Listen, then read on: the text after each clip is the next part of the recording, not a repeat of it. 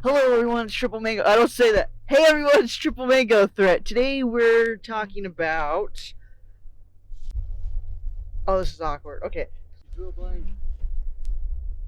Hey everyone, it's Triple Mango Threat, and this is a podcast all about Magic the Gathering. I'm your host, Ashley, I'm Noah. and we're just gonna have a conversation about Magic, and I hope you enjoy it. So, Okay, first, before we do all that, you remind me of that one blonde girl with the bow in her hair. Hey, everybody, it's. oh, JoJo Siwa. I'll have a picture right here. She's crazy.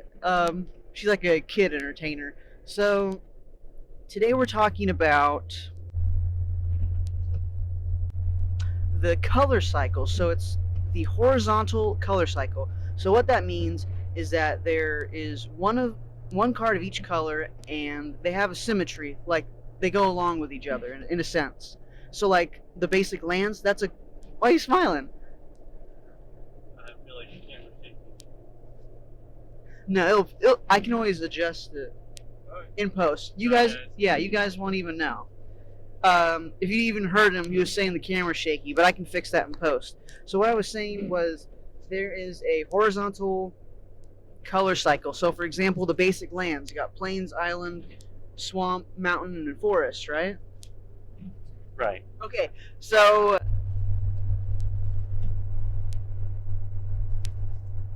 for example, the first color cycle is the circle of protections. Circle of protection, white, blue, black, red, green, you know? Okay.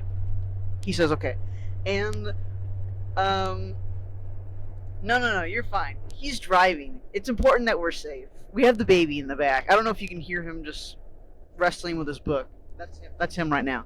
Okay, so do you know what circle of protection does? No. I believe it's an enchantment where you pay one. Oh no, it's just trying to get even distribution because you're always like 3 seconds late. Oh, yeah. Okay. So pretty much, it's an enchantment where you pay one. You protect the next damage from a certain color. I don't know. I'll put it up. Oh yeah, okay. Yeah, they're really old. Yeah, they're kind of funky. Yeah, they're kind of funky. So, the ones I really want to focus on are the 1 mana. I think we can call them cantrips. I'm probably wrong on that again. Anyways, you pay 1 mana, and then the symmetry of 3 happens. So, have you heard of the card Healing Salve? No. Okay, so you pay 1 white, and you can either gain 3 life, or you can prevent 3 damage to a creature. The next one is you pay 1 blue mana, and you draw 3 cards. You're going to see how crazy this gets. So 1 black mana, you get 3 black mana. You pay 1 red mana, you deal 3 damage. You pay 1 green, you give something +3/+3. One black mana for 3 black mana. Isn't that Dark Ritual? Yes. So the crazy thing is, all of those are nothing compared to that blue card, which is called Ancestral Recall. Draw 3. Yeah, that's in the Power 9. So imagine making this game and you're like, this seems about right. You pay 1 red, deal 3 damage. You pay 1 white, gain 3 life. Oh, that's so on par with each other.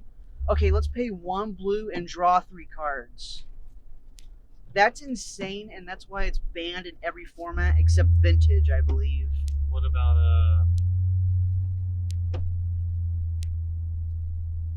never mind. Okay, so there's a bunch of color cycles, and I just wanted to focus on that one because the power level is just insane. How can you compare those to Ancestral Recall? That's what I just want to talk about. I forgot what Ancestral Recall was. You pay 1 blue, you draw 3 cards. Okay. And the others in comparison are just nothing. True. Alright. I mean, I think black's pretty good. Yeah. People still use that in Commander now. So what's green? Green, you pay 1 green, you give a creature +3/+3. I know! It's literally not good at all, but they didn't know that. They were just like, there wasn't really. They didn't know. I'm assuming they didn't know how to play test it correctly, because when you make more cards, the power level isn't going to be as good as Ancestral Recall. So, like, now you pay 3 mana to draw 2. Well, I guess hindsight's 2020, right? Yeah. So I guess that's... Is this our turn? No, we're going to keep going. So, crazy, right? Great. Alright, speaking of crazy, let's move on to the new commander decks in Zendikar Rising. What do you think of those? I haven't really got to look at them much, but I'm excited that they're cheaper. Yeah, okay, so you know how commander decks were like $40? Ridiculous, yes. Yeah, or even $45. $45 in Commander 19, I believe. Gross. And they weren't even good. What about 2018? 2018? Yeah. The one with they were all planeswalkers, I think. Planeswalker commanders. That was 2019. 2018, I'm just drawing a blank right now. Are you sure? I thought 2018. Maybe I'm mixing up my years. Don't listen to me. Huh. Anyways, Commander 2020. So Commander 2020, you pay $20 for a commander deck, and so the two decks, I'll have them on the screen. We have Land's Wrath, and I forget what it's called, but it's Rogue Tribal, and it has a sub-theme of Mill. I also have some deck upgrades that you guys can check out, and you'll literally be paying a regular commander price, $40, with these $20 upgrades. So anyways, I think the Rogue deck is actually going to be better than the Lands Matter one. What do you think? I don't know. I haven't looked into either one. But when you get a normal deck for $40, right, you still have to do some upgrades that still cost around, $20, $15 at least. Yeah. So you're paying $60 rather than $40, so you're saving $20. That's cool. So pretty much the Land's Wrath is all focused on making your lands into creatures, and then you just attack with them. Now, since you're attacking with these land creatures, can you not tap them for mana? You can still tap them for mana, but when a creature taps, they're attacking. Yeah. So you could try to give them vigilance, but that'd be cool. Yeah, that actually would make sense, though. But then you couldn't. No, that's different, right? If you tap them for mana instead of attacking. Right, then you can't attack with them if they're already tapped. So you could, if they had vigilance, you could attack with them, and then second main phase, tap. Right, use it to cast whatever spell, maybe draw a card, blah, blah, blah, I don't know. Beans. Yeah. As for the Rogue Tribal, that's the one I really want to get, and it's Anawan, the Ruin Thief, I believe. Anawan, the Ruin Thief, that's the commander. So, whenever you attack, whenever you have combat damage to an opponent, and they mill that much to whatever damage you dealt them, if they happen to mill a creature, you draw a card. And we're back! Okay, so we talked about the color cycle, and we talked about Commander 20... Good point, yeah, we talked about them. Zendikar Rising. So, let's talk about... That's a song. What? No, wait, that's I want to talk about, not let's talk about, but continue. Okay, so getting to know us better, what's your favorite color in Magic? Black. Black? Oh, man. My favorite color... Friggin' blue! I think it's blue. I hate to say it. I hate to say it. Blue. It used to not be, because when you initially get into Magic, you're like, blue's the worst color ever. Why would you ever counter my spell? I paid 10 mana for this. Bunch of bullies. When you can pay 2 mana to be like, no. So anyways. Bullies and cowards. Initially, my favorite color... Guys, I still love you. Don't. My favorite color was white. That was my... I think it's still my favorite, like, nostalgic-wise, if that makes sense. White's just... I love overwhelming my opponents. Well, if you want to overwhelm, play green. That's true. That's true. That was our son. He yawned. green does overwhelm, but it's more of like, Big stompies. yeah, one creature rather than multiple? I don't You know. get like 3 green beast and green. 3 beast and do Yeah. well. Also, white and green are allied colors. I had to think about it. White, blue, black, red, green. Bluebird. Bird. We didn't plan that. That was cool. Okay, so now I just want to go about complaining why white and red are the worst colors in Commander right now. Like, why would you play those colors? And blue, black, and green are where it's at. But see, if you play white, red, and black, you can play Edgar Markov. Oh yeah, his favorite is like the vampires. I don't get it. You know, it's whatever. The Eminence thing, that's cool. It's powerful. Apparently it's banned in 1v1. I don't know if it still is, but it was the last time I checked. My favorite deck, it has to be Gonti, Lord of Luxury. Imagine playing a really good mono black deck and then playing your opponent's deck as well. I'll take your good stuff. And Which is so annoying. Oh yeah. Because you steal all my board wipes and you take everything I need. Yeah, like maybe he had 4 lands. Or maybe he needs a land. I just look at the top 4 of his library and I'm like, you know what? Happens that they were all 4 lands, I'll take one anyways. He's out his lands. It's a good time. Bully. So yeah, mono black is super powerful. I'm actually thinking about making a Crick, Son of Yawgmoth, I believe it's called. So he costs 7 mana. It's a mono black deck, right? Yawgmoth, why does that sound so familiar? Is that land that turns everything into swamps? Urborg, Tomb of Yawgmoth, yes. Interesting. So he costs 4 mana and Phyrexian black. So that means you can pay a black or 2 life, right? Okay. So ultimately you could pay 4 mana and 6 life to cast him, which sounds like a lot, but when you have 40 life, that's nothing.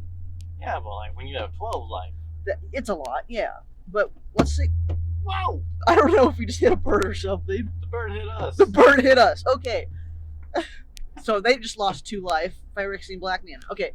So imagine paying, like, you get to turn 4 and you can cast him, you lose 6 life. But also he has lifelink and I think he's a 2/2. I think whenever you cast a black spell, you put a 1/1 counter on him. So you make him bigger, you can hit your opponents, you gain life back, right?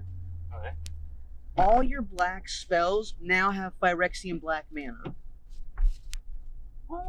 Yeah, in your deck. So, you know that, I'm trying to think of a card you would know. Like,